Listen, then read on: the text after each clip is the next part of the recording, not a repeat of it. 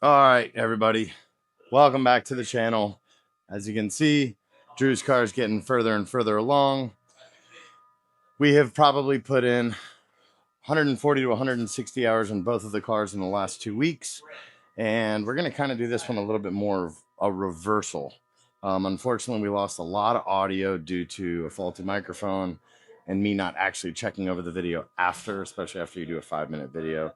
Then you go back and you try to listen to it and you get frustrated, and you got to jump on the next project and the next project and everything that you guys have, that we have going on at the moment. So it's been really tough without Kalel and Kyle. We do have Cricket coming back.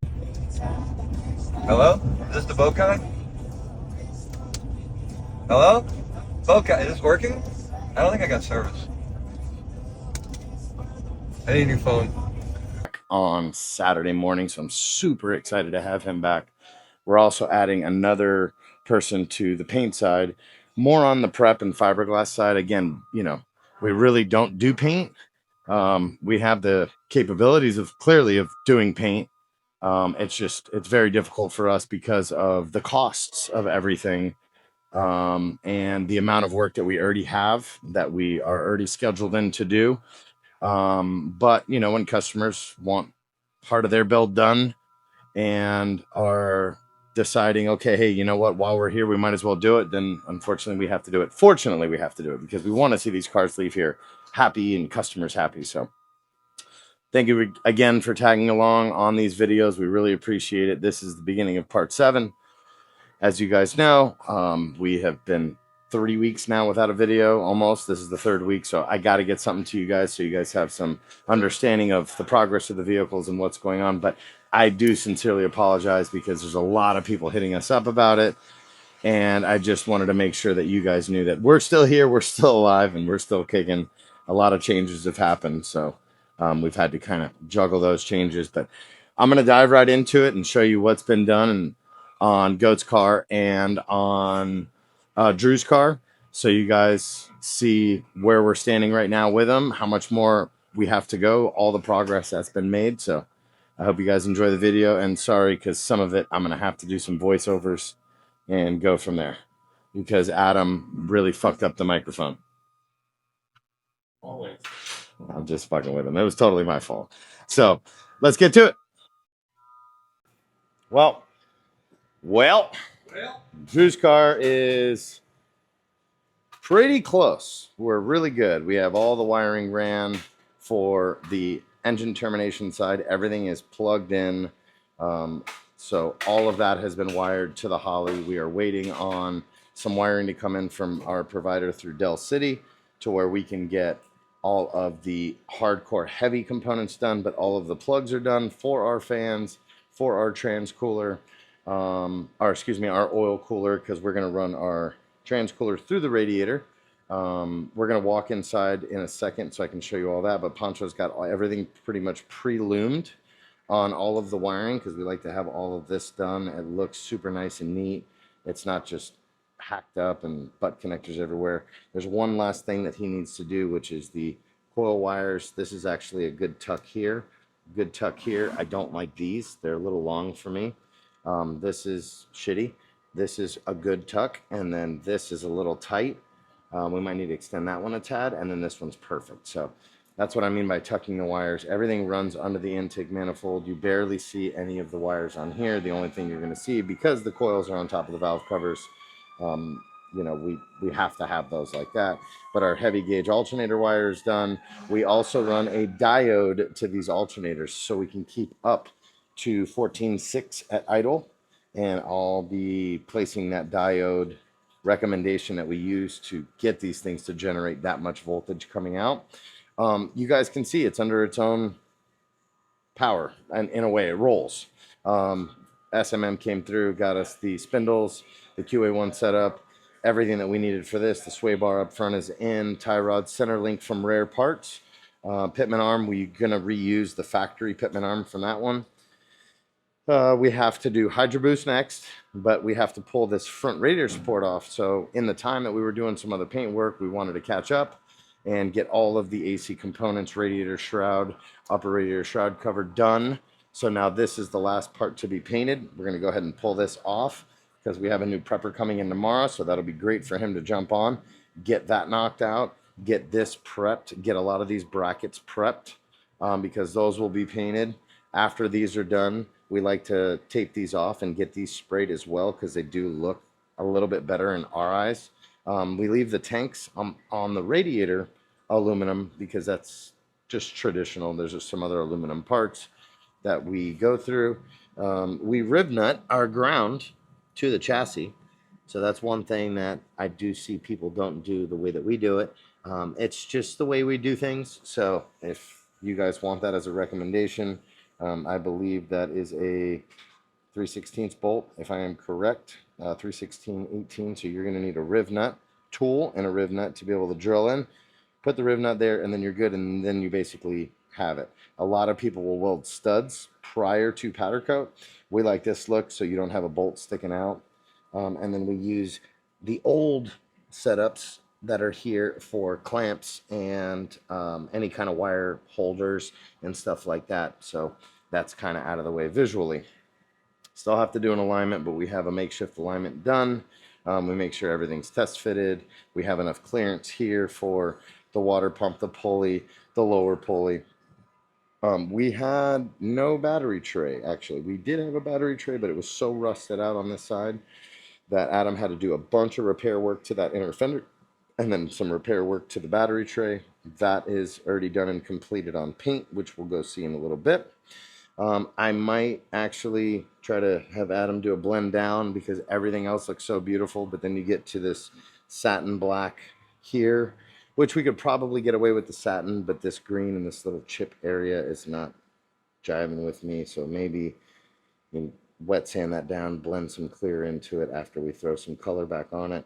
And then I did notice that I believe this was the original color of the car, which is crazy to me because I don't think I've ever seen one that color. Maybe that was just the primer they laid down before they laid the color. But Dayton's are back on. All the brakes, everything fits correctly. So that's good. We do have our new CVF hinges, which are going to be going in after we get this radiator support taken care of. Don't know where I left off, but my other camera just shut off as usual. So yeah, so once this radiator support goes back in, then we can go ahead and throw the inner fenders, wire our looms the way that we run them behind the fenders so you don't see it. Then we need to pull off the windshield wiper motor, go ahead and get that sanded down and sprayed, cap off the vacuum port so it looks a little bit better. But that is completely wired in, so that worked.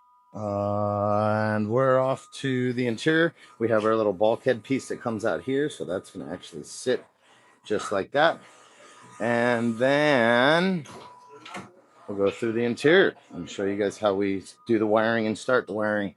So we start off with the painless wiring 10101, I believe. I will verify on that, but if it is different, I will place it right there in the video caption. We also run our bulkhead power leads. So basically you run a large power gauge to that. And then from there, if you ever need to go to power, you have that. And it comes with a really nice plastic cap. So in case anything's ever in here, at least it's covered. What else did we do? We have sunroof rewired. We have new column in. We have electronic pedal in. Headlight switch is in. Windshield wiper switch is on its way now. So that's the last thing that he needs to do. Once that's done, we test fit the dash, which we have a couple of them here. And we pull basically everything back out. All of the extra accessory wires that we don't use get loomed up. We call a service loop, and then it gets written down for the customer to know if you ever want to add power windows, if you ever want to add an electric trunk pop. We run 2 extra wires to the trunk as serviceable wires.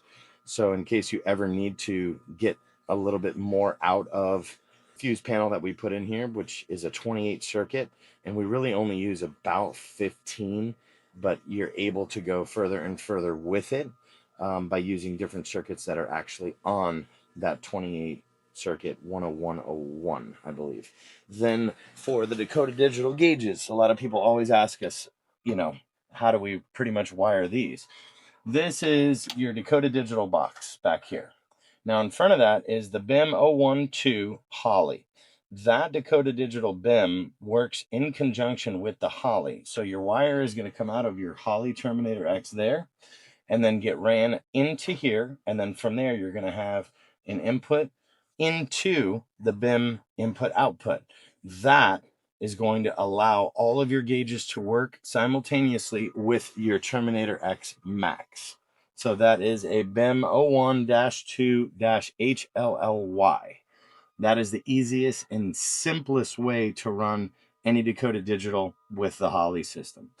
Then we have our beautiful vintage air, which you can purchase either through us or through PJ from Donk Ride or Die. He takes care of all of our vintage air kits, which we really appreciate him for taking care of that. Then we go on to our, what I call the electronics plate, which hides up under the dashboard of these cars. You have one main fuse, which we tuck behind, which is this main fuse right there. That gets tucked behind and hung down.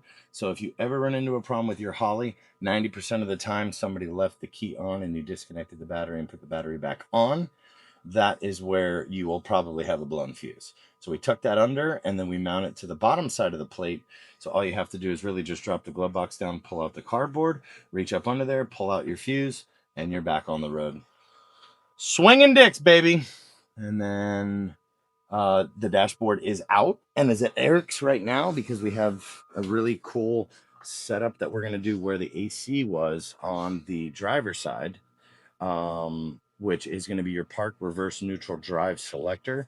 And then there's an extra little button on there that we're calling the secret switch because this customer doesn't know what we're really doing as a surprise for him that we've come up with, but he is probably going to cry. His wife had a lot to do with it.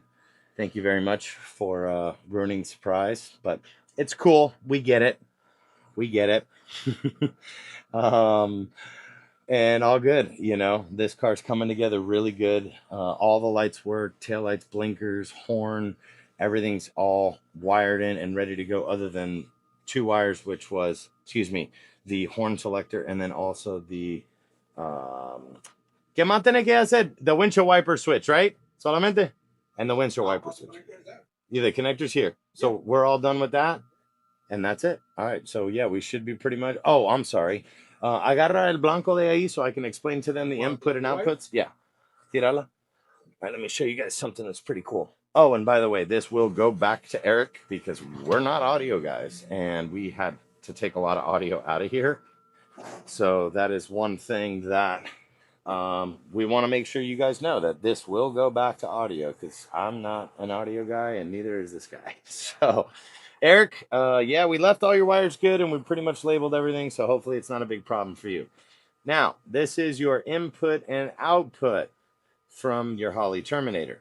This will basically get wired into your Terminator. So when you tell the ECU that you want a fan to turn on, a fuel pump to turn on, when to turn it on, how much pressure to turn it off, how much temperature, if you want it to, have some kind of cut, if you want to run a map sensor, a different sensor and run it in, you're only allowed, I believe, four? Yeah. On the Terminator X?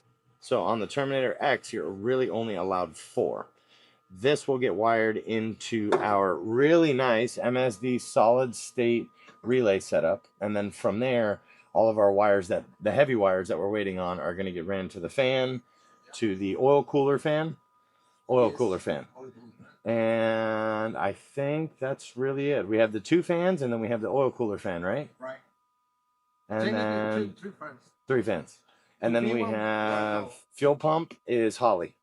So that's already, yep. And then the green wire is going to the back as a trigger wire for Holly for the fuel pump. And the next thing we're going to do, this has got to go back up on the lift and then we can run on the fuel lines and get that done. But we want to get all the electrical done first. So once that fuel line is done and we are looking forward to turning it over, that's really the last thing that we do is the fuel system because we know we already have power ran to the back. We don't have to go up and down dealing with some wires. So that's pretty much it for Drew's car. I think we're probably about a week to 2 weeks away from firing this thing up and starting to do some test drives.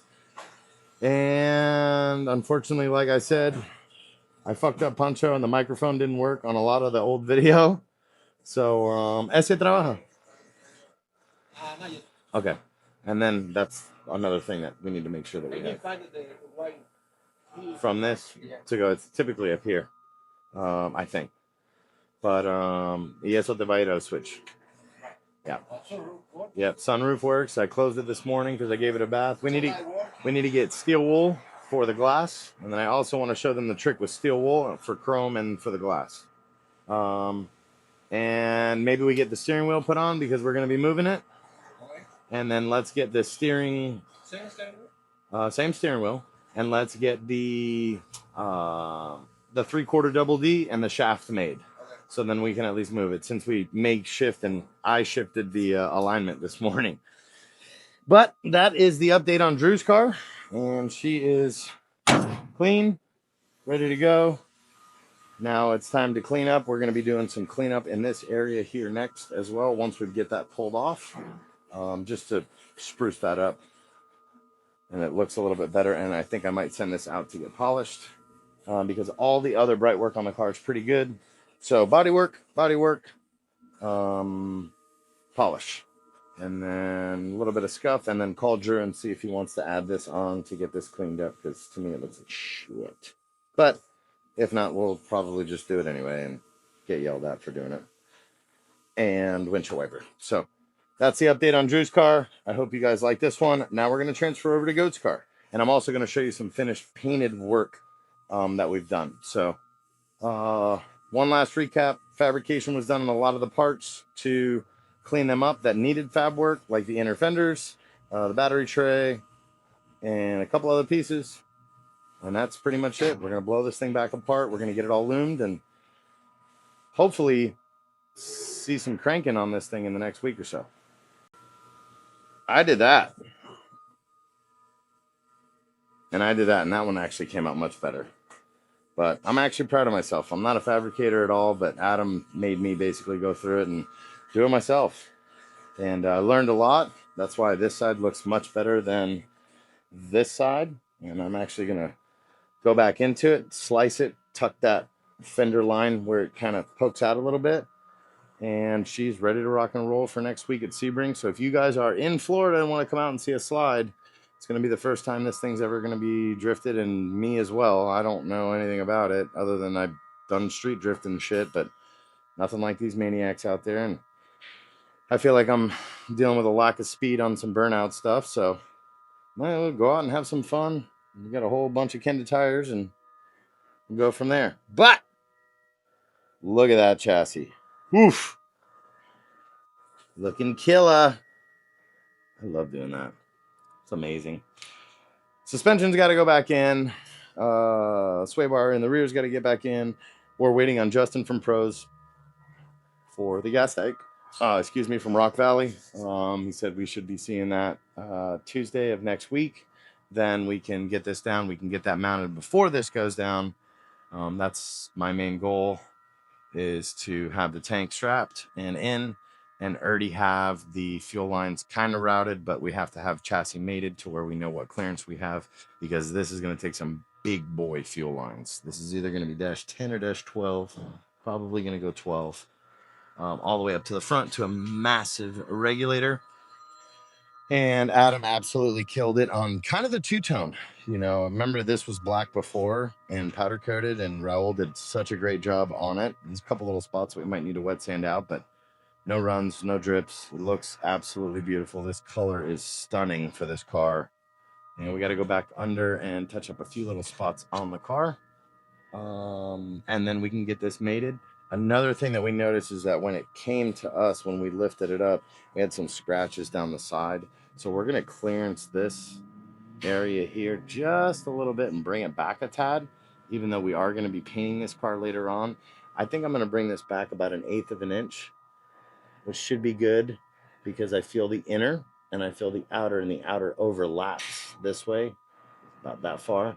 I'm going to pull about that much off of it, because maybe this rocker was changed at one point, and just give us a little bit more clearance so we don't hit the chassis when it goes down. And yeah, we got a lot of suspension components that got to go back together on this car. But I'm going to cut this off here and show you some funny bloopers and some stuff of Adam going through and getting this scuffed up with my son. Well, Sanding has begun. It's gonna be fun. Got the whole team coming over in just a little bit to do a little block party on this. Hopefully by the end of the day, we'll be pretty much ready to rock and roll. Wiring's going down on that. It's awesome. Poncho just got here, so it's gonna be a long day. Oh, thought you were painting already. I'm just putting adhesion promoter. Putting adhesion promoter on the frame so any little spot, just know it's gonna stick. Cool. Yep. Let's do it.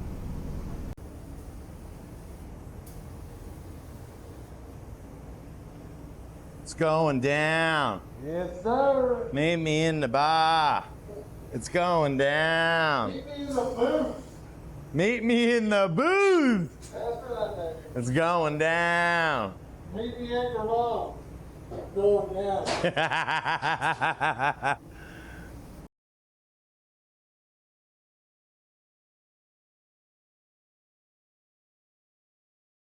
I don't really get in the booth much when he's painting, but we got the booth working pretty damn good, so. It sucks it right down. Damn, this looks good.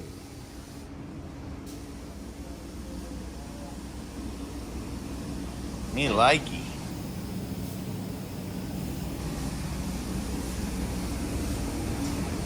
I like it a lot.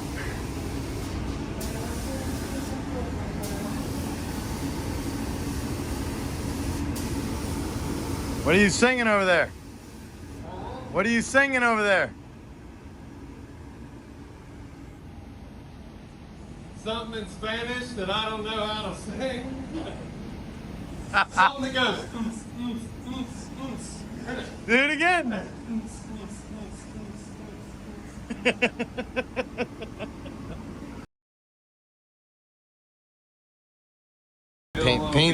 Paint suit contest? Yeah. Just getting a little see-through. You're lucky I'm still wearing a shirt and shorts. You should go in there in boxers and just paint the final clear. You should. Fuck that. All my hair will be stuck together. Fucking rip right out. Man, thank you. I ain't got much, but what I got, I'm keeping.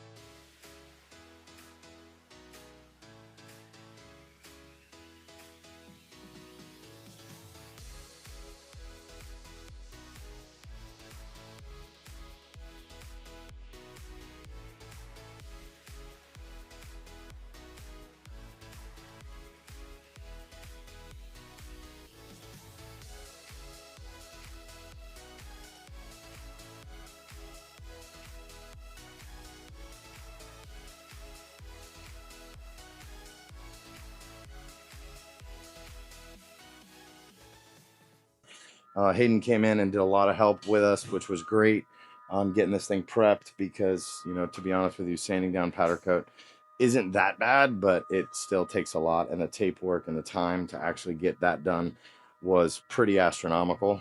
But it looks beautiful. And you guys want your chassis painted, man, just give us a shout. We're down. I'd probably rather send it down to Miami Powder first to have it sandblasted, and we can paint match to your paint that you have on your vehicle. We can do whatever you want on that. So let us know if you guys have any inquiries about that. But this looks absolutely beautiful, and I'm so happy with the outcome on it, especially once we give a little polish. It's going to look beautiful. Phoenix smoothing this thing out in the front came out so good, especially with paint on it. Looks incredible. So good job on that one, Phoenix, for sure. Well, let's head over. Oh, yeah. I don't know what this one is, but I'm just kidding. Built this car about a year ago with Max and Poncho, and Max actually did a beautiful job on painting this car, but it's back for some service work, fuel level sensors and some stuff. We're going to do a cool write-up on this one as well. And then the R33, the infamous R33 is back, and we're finally putting it together for the last time, hopefully. And Shannon should be up here in a little bit. So, yeah, I'm really excited for you guys to see how we built this one. This thing's nasty, nasty street car. Alrighty. Well, let's go over the final painted parts for Drew's car, which is great because now we can get this thing back together after the radiator support's done. Inner fender pieces, lower radiator support pieces, battery tray that was repaired, hood latch box basically, and then the last thing when we paint the radiator support, we're going to go ahead and get this radiator support front cover, front stand basically welded up. Then we're going on the goat's car for his radiator support, his battery tray, and his hood stand box. God damn, that radiator support looks beautiful in this color. Adam did a ton of work on this lower area here and back here. Also some repair work here that needed to be done. I think he even threw the wrinkles in that bad boy. But that color is scheming. That shit is beautiful. And then we have the two for Goat's car and then the last one for Drew's. So the only thing left now on Goat's car is to go ahead and get all of this stuff started on pre-assembly so then we can get that wizard cooling, beautiful radiator setup taken care of and done. And then if we need to do any of the, which I don't think we're going to have to, but somebody had already trimmed the old one. I don't know why, but this is typically going to go here. I just want to make sure that we have enough room. So if we need to fabricate a little bit of this piece or rework this piece on Goat's car, we definitely will. And I'm pretty sure that that's it, other than a couple little components, including the motor and transmission that need to be painted. So other than that, I think we're on a good roll and a good run on everything that needs to be done. Thank you guys for your patience on waiting for this video to drop, because I know everybody's been asking about updates. It's very difficult when you go from a team and it's kind of dedicated to people that move on, and that's totally fine with me, and I definitely back it 100%, especially when we know that they're going to be back here at some point. So Cricket gets back Saturday morning, Blasting on all right now. Like, I didn't even move that much. Saturday morning 5 a.m. we're going to be jumping back on the F100 because that's got to get ready for SEMA. Poncho's going to be jumping on Goat's car after he gets the wiring and all the components knocked out on that, and then we can all kind of jump on the F100 and tackle that. In the meanwhile, we also have a new guy coming in for the paint side, which we're pretty excited about. Even though I hate paint, it's like the worst thing in the world for me. I'd rather leave that to the professionals, but Adam seems to be doing pretty good with it and he likes it. So I'm not going to argue with it if he wants to bring in more work and get that stuff done. And that's it. We really appreciate you guys watching this stuff. Thank you guys so much. Please don't forget to like, subscribe, and comment. We're super blessed that you guys have well over 500,000 views on these builds. And if there's any questions that you guys have about the builds, labor-wise, price-wise, for anything, just reach out to us. You know, phone numbers all over the internet. And if you guys don't know, we're located in Lighthouse Point, Florida. We're potentially going to be moving north with the shop. Don't know yet, but probably within the next 6 months, we're going to know where we're going to go. I love where we're at.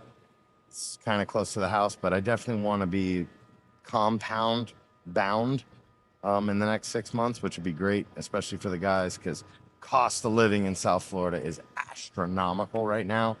And that's another video that I'd like to drop to talk about labor rates, because if real estate has gone up 4 times, why hasn't labor gone up 4 times?